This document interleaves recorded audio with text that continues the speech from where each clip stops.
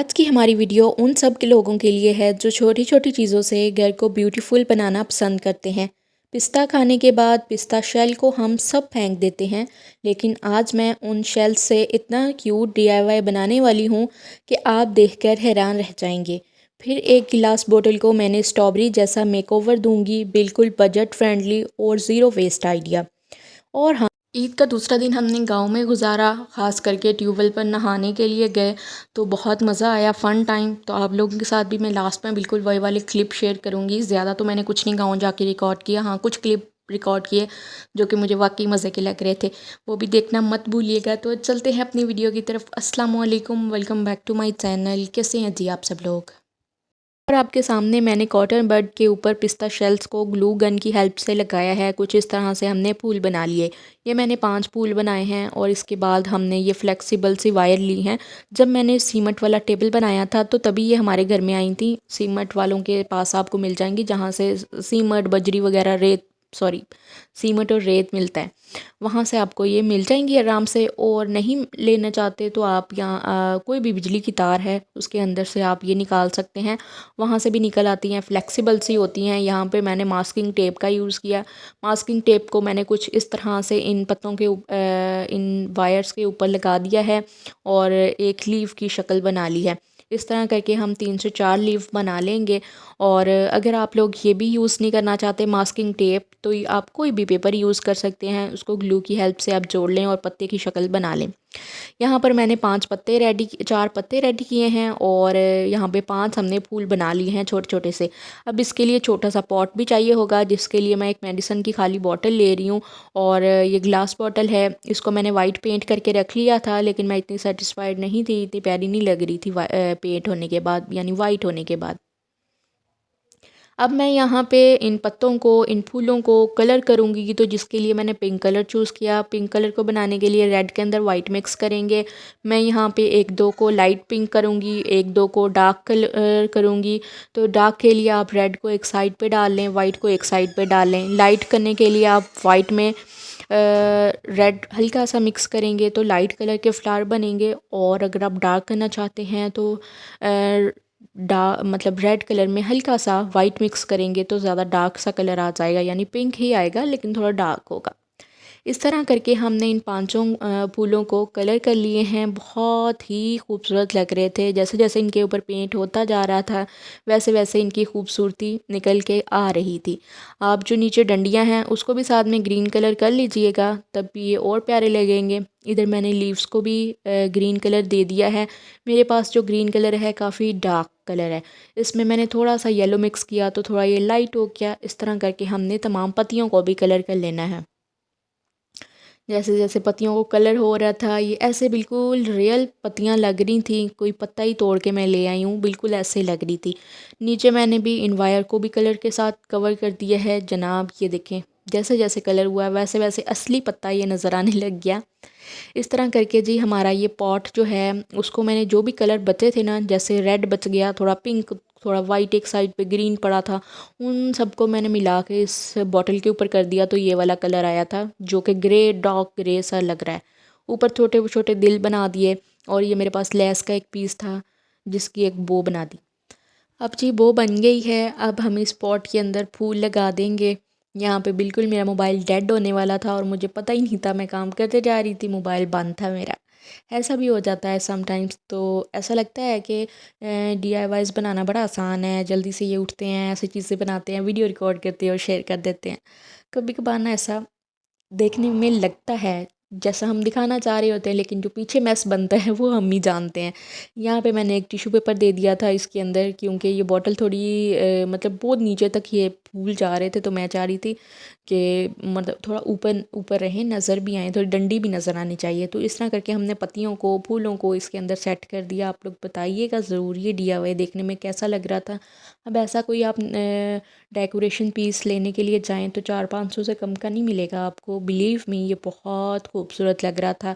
अगर आपके घर में भी सर्दियों में पिस्ते आते हैं तो उसके पिस्ता शेल्स को आप संभाल के कुछ इस तरह का डीआईवाई ज़रूर बनाइएगा। आपके पास इस तरह के कलर नहीं अवेलेबल, एक्रेलिक पेंट नहीं अवेलेबल, तो आप कोई सी भी मार्कर कलर भी कर सकते हैं। یہاں پر آتے ہیں جی ہم اپنے دوسرے DIY کی طرف۔ یہاں پہ میں نے ایک بوٹل کا یوز کیا ہے۔ یہ بوٹل کو میں پتہ نہیں کتنی دفعہ میک اوور دے چکی ہوں۔ ایک لیمپ بنایا تھا، پتہ نہیں ایک اور چیز بھی بنائی تھی میں نے اس کے ساتھ۔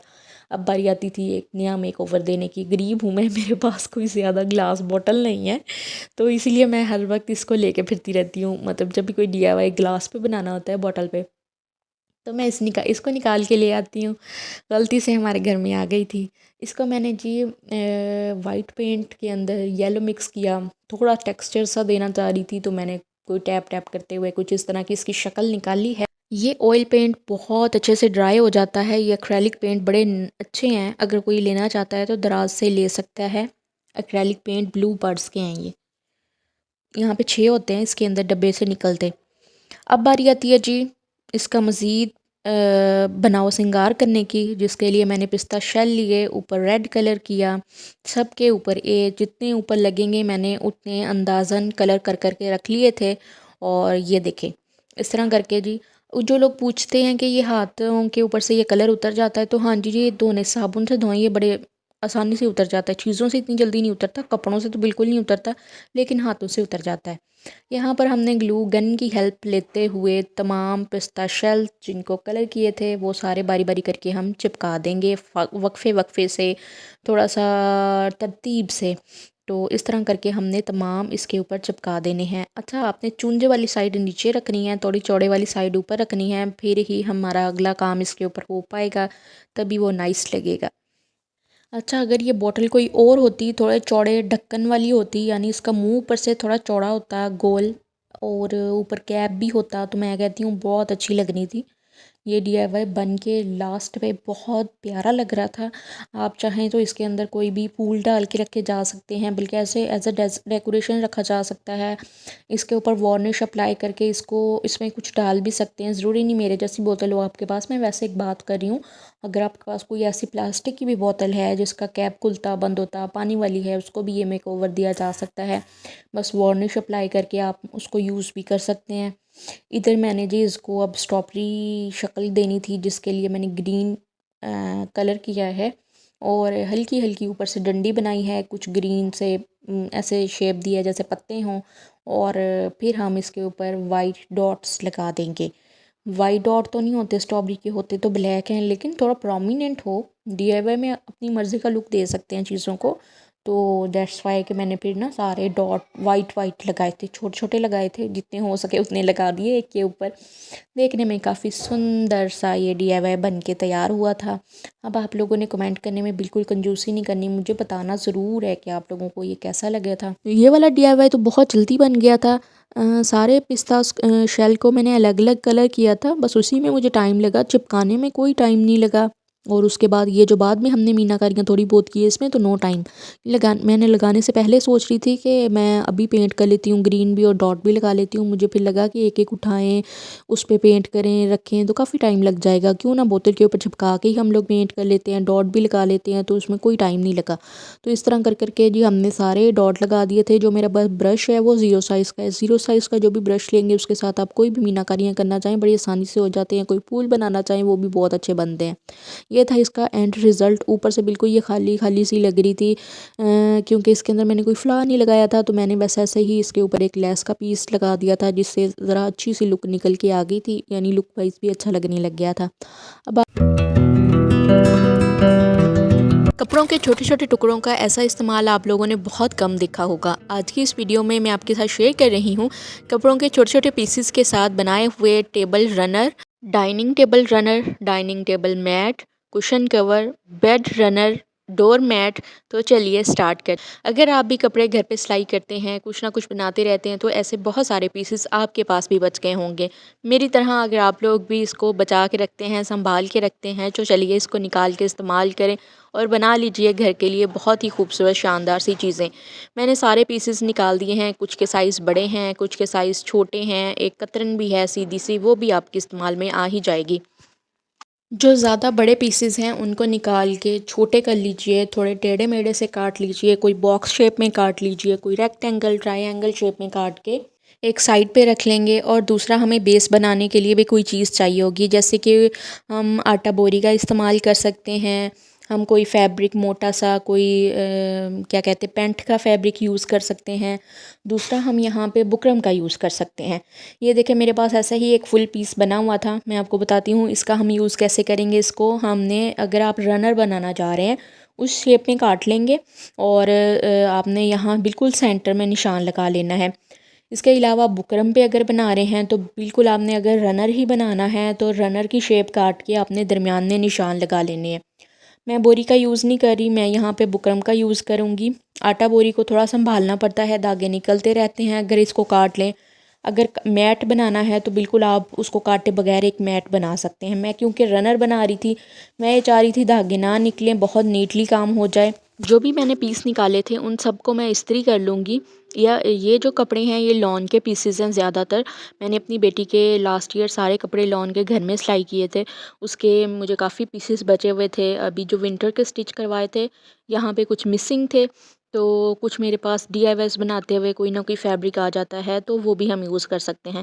اس کے علاوہ کوئی سا بھی پرانا فیبرک, اگر کوئی دوپٹہ ہے اس کے 2-4 ٹکڑے نکال لیں, کوئی قمیض کے بازوؤں میں سے نکال لیں, کوئی دامن میں سے نکال لیں. اس طرح سے نا ڈفرینٹ ڈیزائن کے ڈفرینٹ پیسز آپ کے پاس آ سکتے ہیں. جیسے جینس کے بھی ہم یوز کر سکتے ہیں, وہ بھی بہت پیاری لگے گی. یہاں پہ میں نے بالکل سینٹر میں رکھتے ہوئے نشان جہاں ہم نے لگایا تھا وہاں سے ہی ہم نے سلائی سٹارٹ کرنی ہے. کپڑے کے الٹی سائڈ ایک کونے سے دوسرے کونے کو الٹی سائڈ سے سلائی کرنا ہے, اسی کپڑے کو سیدھا کرتے جائیں گے. پھر ہم نے ایک قطرن الٹی رکھنی ہے, وہاں سلائی لگانی ہے, پھر اس کو سیدھا کر لینا ہے. اسی سے نا یہ گم سلائیوں کی طرح بنتا جائے گا اور دیکھتے ہی دیکھتے آپ کافی ساری قطرن یہاں پہ جوڑے جائیں گے اور یہ بنتا رہے گا. میں یہاں پہ کیونکہ رنر بنا رہی ہوں, آپ چھوٹے کوشن کور بنا سکتے ہیں, میٹ بنا سکتے ہیں ٹیبل کے لیے, ٹیبل رنر بنا سکتے ہیں. اس طرح کر کے آپ ڈفرینٹ چیزیں بنا کے ان کو سیل بھی کر سکتے ہیں. اگر چیز نیٹ بنی ہوئی ہو, اچھی ہو, پریزنٹیبل بھی لگے تو آپ ایسی چیزوں کو سیل بھی کر سکتے ہیں. میں نے اسٹیچنگ کرتے ہوئے بھی آپ کو کچھ کلپس دکھائے ہیں تاکہ اچھے سے آئیڈیا ہو جائے. یہاں پہ آپ دیکھیں کوئی بھی ادھر ادھر سے دھاگے نہیں نکل رہے, کوئی ایجز نہیں نظر آ رہے کپڑے کے. ہم نے کتنے فیبرک کے پیس یہاں پہ یوز کیے ہیں. جب آپ 2-4 پیس لگا لیں گے ساتھ ہی ساتھ آپ کو نالج ہوتا رہے گا کہ ایک ٹکڑا ہم کہاں لگائیں گے, وہ کس طرف جائے گا اور کتنے ٹکڑوں کو نیچے کور کرے گا. تو اس حساب سے آپ تمام یہ جو رنر ہے نا اس کو کور کر لیں گے. تو بس جی ہم نے یہاں پہ کافی پیسز لگا لیے ہیں. ڈفرینٹ طرح کے یہ لون کے ہیں, پلین بھی ہیں, کھدر کے بھی ہیں, اس میں ریشمی بھی ہیں.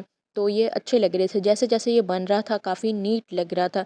اور بالکل لاسٹ میں آ کے میں نے کیا کیا, ایک بڑی سی چادر لے لی, اور چادر یا کوئی سا بھی فیبرک آپ پلین فیبرک لے لیں, تھوڑا سا برائٹ کلر کا ہو تو وہ زیادہ اچھا لگے گا. میں نے ایک ریڈ کلر کی چادر نیچے بچھا لی تھی. اس کے نیچے اسی کے ناپ کا ایک الگ سے رنر ہم نے پلین کپڑے کا کاٹ لینا ہے, اور اس سے پہلے ہم جو بھی ایجز ہیں وہ نیٹ کر لیں گے تاکہ سلائی کرتے ہوئے آسانی ہو. کیونکہ ہم نے جو سائڈ پہ سلائی لگانی ہے وہ ایسے ہی کہہ سکتے ہیں کہ چوڑی پائپنگ کرنی ہے. چوڑی پائپنگ کے لیے وہ کپڑا اس کے اندر بھی دوہرا تہرا ہو کے آ رہا ہوتا ہے, سلائی ذرا موٹی ہو جاتی ہے, تو اسی لیے ایجز نیٹ کرنے بہت ضروری ہے.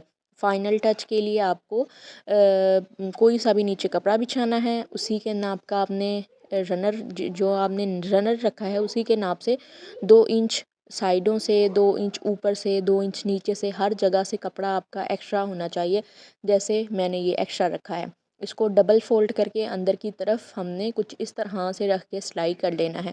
بس جی یہ ہمارا بہت پیارا سا بہت جلدی بن جانے والا رنر ریڈی ہے. آپ کا کوئی آدھا گھنٹہ لگے گا, آدھا گھنٹہ بھی شاید نہ, زیادہ آدھا گھنٹہ بھی میں نے زیادہ ہی کہہ دیا ہے, اسے بھی کم ٹائم لگتا ہے.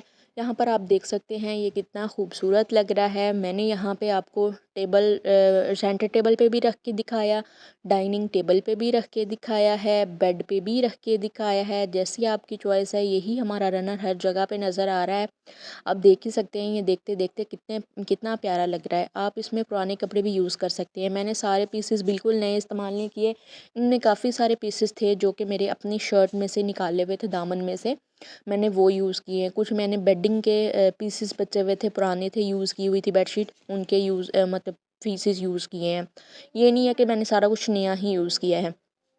میں آپ کو لاسٹ میں بھی یہی دکھا رہی ہوں کہ یہ دیکھیں بیڈ پہ یہ کتنا حسین لگ رہا ہے. ادھر ڈائننگ ٹیبل پہ بھی آپ پورا سیٹ بنا کے رکھ سکتے ہیں. آپ ایز آ رنر اس کو یوز کر سکتے ہیں. کشن کور اس کے بنا سکتے ہیں. ڈور میٹ بنایا جا سکتا ہے. اور بس جی یہی تھی ہماری آج کی ویڈیو. امید کرتی ہوں آپ لوگوں کو بھی اچھی لگی ہو. آپ لوگ بتائیے گا ضرور آپ کو بیڈ والا آئیڈیا اچھا لگا ہے, ڈائننگ ٹیبل والا آئیڈیا اچھا لگا ہے, یا آپ اس کا ڈور میٹ بنائیں گے. مجھے کمنٹ سیکشن میں ضرور بتائیے گا. اگر کوئی اور طریقہ دیکھنا چاہتے ہیں ڈور میٹ بنانے کا تو وہ بھی میرے چینل پہ اویلیبل ہے. ابھی میں نے کچھ دنوں پہلے ہی ایک ویڈیو لگائی تھی. چلیں جی, یہ ہے عید کا دوسرا دن. عید کا پہلا دن ہم نے گھر میں ہی گزار لیا تھا, اور عید کا دوسرا دن ہم گزارنے کے لیے چلے گئے تھے گاؤں. میرے میاں کا سسرال بھی ہے اور میرا یہ ددیال بھی ہے. گاؤں کی عید آپ کو پتہ ہے بہت سمپل ہوتی ہے, پھر دیہات کی ہو, اور بس سب کوئی صبح قربانی کر کے جنہوں نے کرنی تھی دوسرے دن وہ کر کے اپنے اپنے کاموں میں جا کے مصروف ہو گئے تھے. اور یہاں پہ ہم لوگ جانے لگے تھے دیہات کے سوئمنگ پول یعنی کہ ٹیوب ویل پہ نہانے کے لیے. اس کو ٹرپین کہتے ہیں. ٹرپین پہ نہانے کے لیے گئے تھے. تو بچے سارے, بلکہ میں بھی, ہم سب ٹرالی پہ ہی چلے گئے تھے. بچے بھی زیادہ تھے, سارے ایکسائٹیڈ تھے کہ ہم سب نے جانا ہے. تو یہاں پر بچے کچھ پہلے سے موجود تھے, تو ادھر ذرا نہایا. بہت زیادہ گرمی ہوتی ہے. گھروں میں تو چلے پنکھے کولر چل رہے ہوتے ہیں, لیکن یہاں جا کے تو بندہ ابلا ہوا ہوتا ہے. ابلنے والے ہو گئے تھے ہم بھی, اتنی زیادہ گرمی تھی. تو یہاں پہ 2-3 گھنٹے ہم لوگوں نے پانی میں اسپینڈ کر کے پھر ہم لوگ ذرا اچھے سے ٹھنڈے ہو کے گھر گئے تھے. 3-4 بجے دوبارہ 12 بجے سے لے کے 2-3 بجے تک یہاں پہ رہے. یہاں پہ ایک تو ہوا بڑی ٹھنڈی ٹھنڈی لگ رہی تھی پانی کے ساتھ آ کے, اور دوسرا پھر نہایا بھی. بہت مزہ آیا جی. یہی تھا فن ٹائم, اور یہی تھی آج کی ویڈیو. امید ہے جی آپ لوگوں کو بھی مزہ آیا ہوگا اس تھوڑے سے کلپ کا, اور ساتھ ہی ویڈیوز میں جو آئیڈیاز شیئر کیے گئے ہیں. تو پلیز اس ویڈیو کو لائک اور شیئر کریے گا. چینل پہ نئے ہیں تو لازمی سے لائک کر لیں اور سبسکرائب کر لیں. Thanks for watching. اللہ حافظ.